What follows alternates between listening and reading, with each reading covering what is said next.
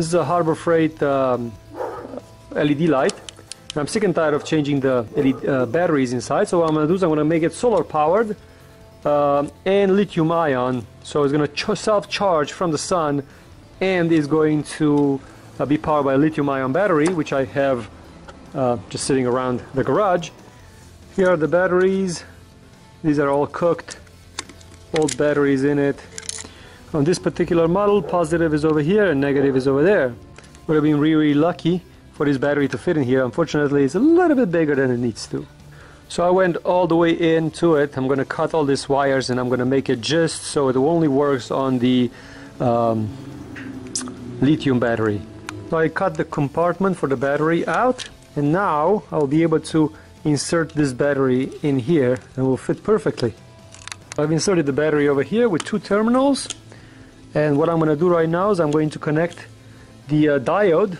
So the diode will not let the solar panel discharge back into the battery, and also I'm going to connect to the positive and the negative for the LEDs. All the wiring is done. I was able to put the diode right in there. So the diode is right in there. All the wires are connected, negative, negative, positive to positive. The LED light already works because the battery was a little bit charged, but now I have 2 extra terminals over here. One is positive, one is negative. This is going to go to the solar panel.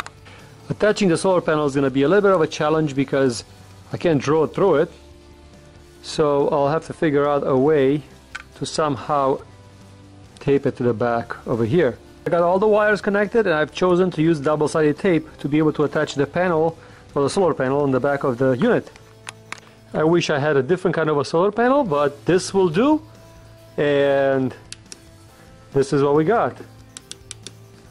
So the light works, it's lithium ion, and it's solar powered. So now all I have to do is just wait for the sun and put it in the sun, and it will stay charged all the time.